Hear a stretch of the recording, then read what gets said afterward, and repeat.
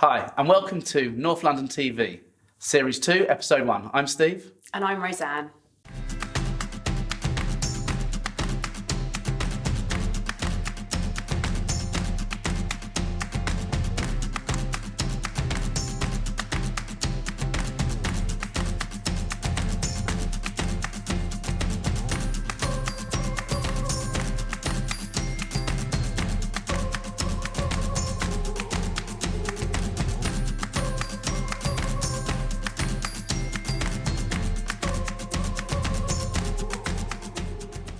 So North London TV is a show about lifestyle, about property, and about the place we call home, North London.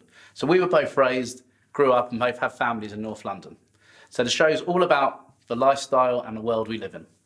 Every week, each episode will have interviews with local businesses, property advice features, an area guide, and lots more. Coming up in this week's show, our big interview is with Chickenshed Theatre. Steve will be talking about his predictions for 2020. I'll be off to the laboratory in Mill Hill to learn a few tips on weight training. And finally, we'll have our area guide, which focuses on Kilburn. So Roseanne went off to the Chickenshed Theatre, which is in Southgate, to find a little bit more about what they do there.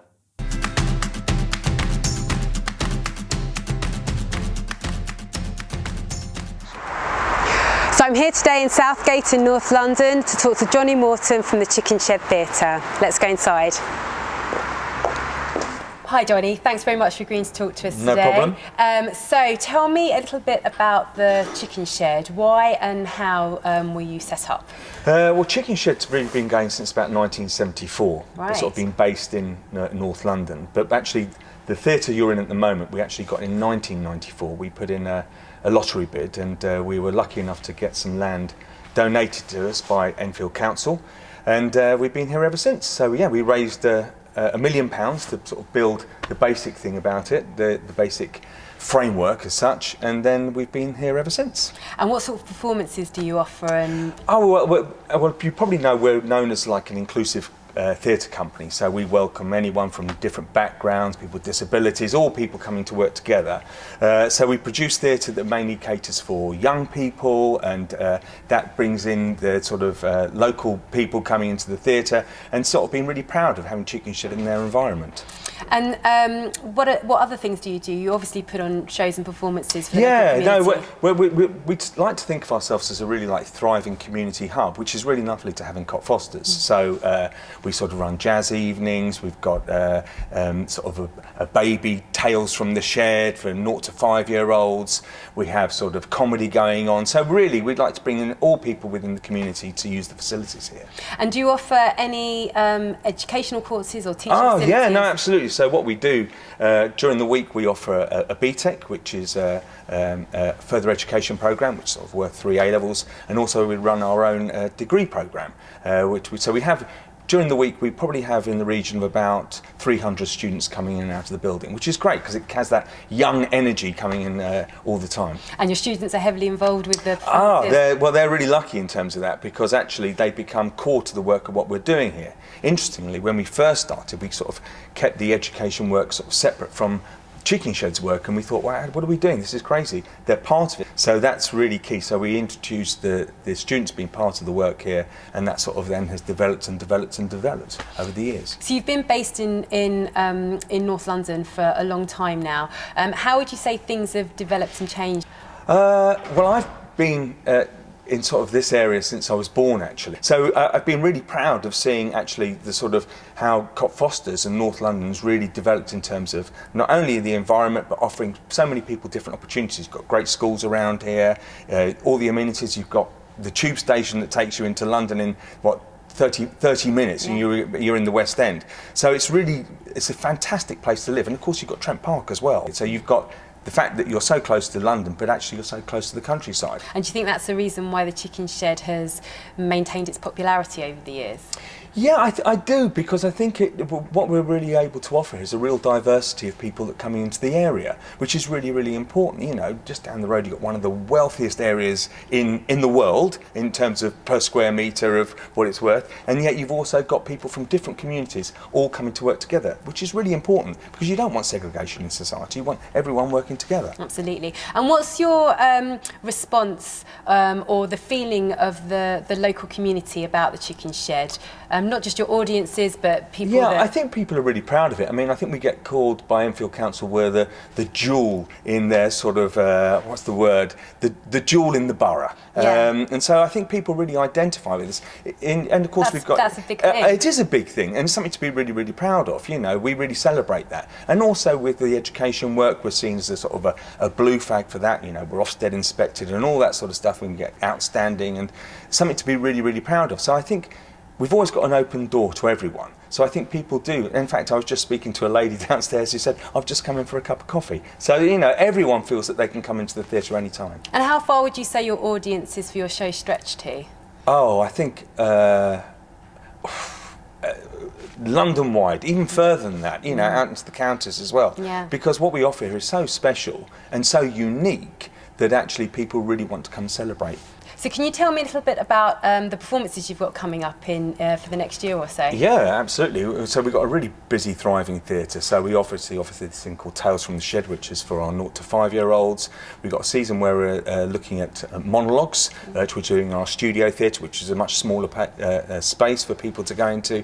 Then we've got other productions coming up. We've got our spring show, and we've got another adaptation of a David Williams place called The Demon Dentist. We did a Midnight Gang, and we did Mr. Stink, and this is our third one we're going to be doing, so that's really exciting. Sounds like you've got a busy year. Really busy, but also who wouldn't want to be busy? You know, it's better than being bored.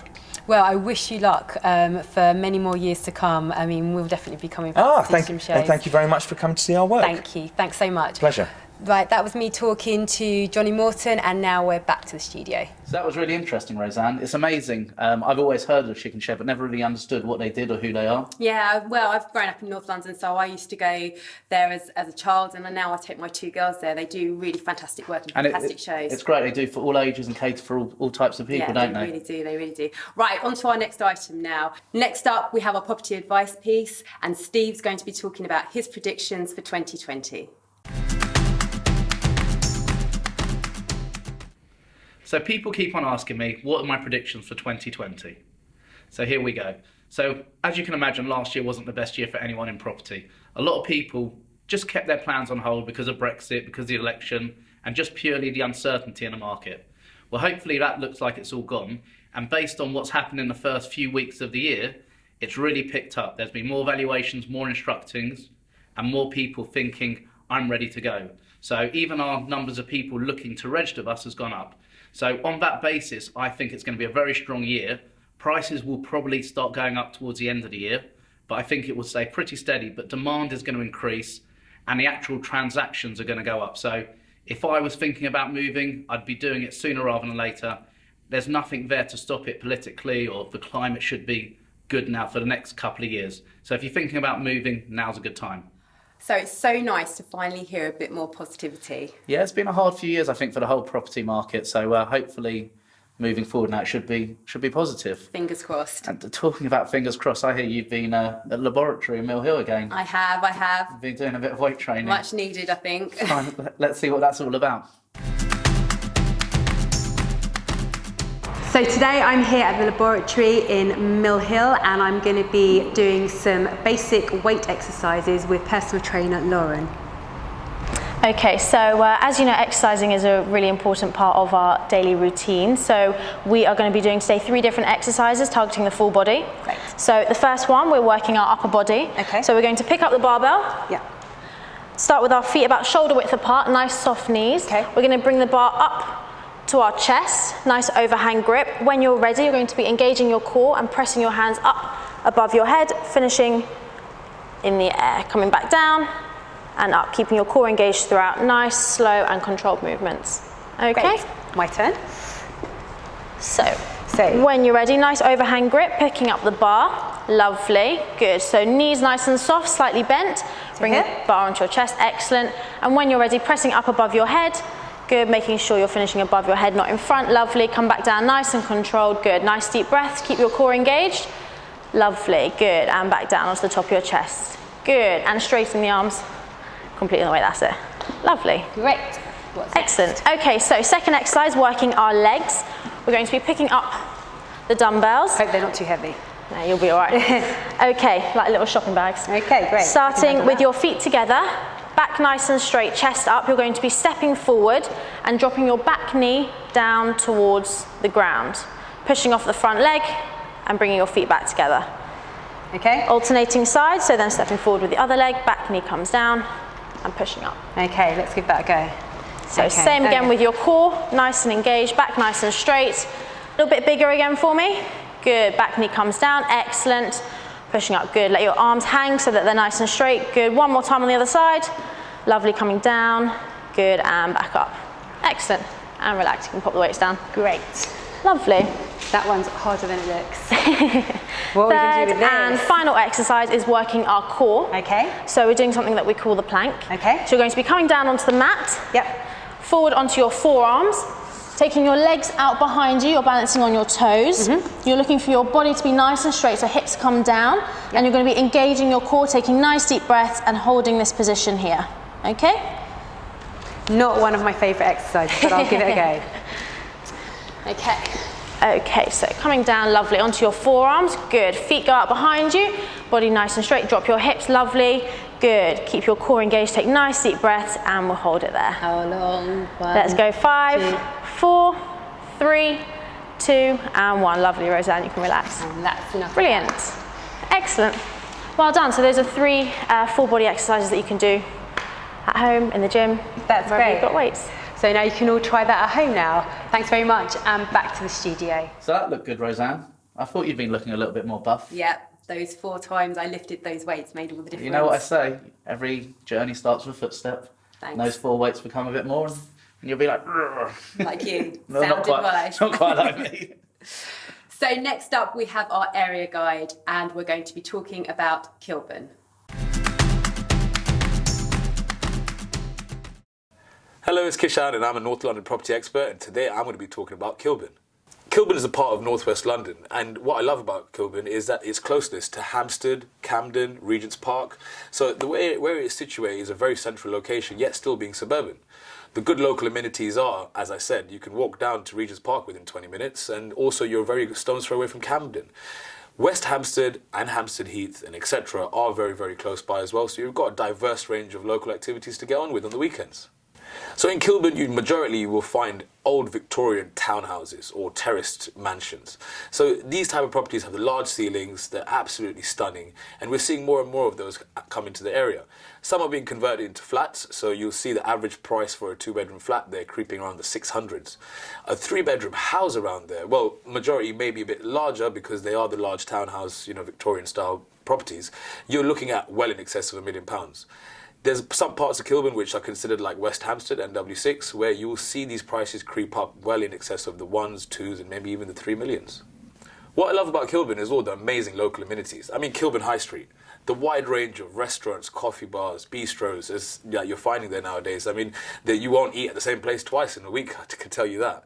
I mean, also what you have is, the diverse community. I mean, you see people from all walks of life in Kilburn, and that's what I absolutely love about it, that everybody can get together, whether you're living in a £3 million apartment or you're paying £1,100 a month rent. Everybody lives in harmony and enjoys the high street and the local amenities. That was really interesting about Kilburn. Did you know that's where my family came from? I originally? didn't. And the area's changed so much. It's got such a thriving community now. Yeah. It's really picked itself up over the last 10 years or so. It's become a really good place to live. That's it. The high street's quite trendy now. Lots of shops and High restaurants. street trendy. This is all I hear from her. If there's shops, Roseanne's been there as well. Anyway, that's it for this time. Thanks very much for watching, and if you require any more information about this episode or getting involved in future episodes, just follow the link below. Thanks very much. Bye. See you next time.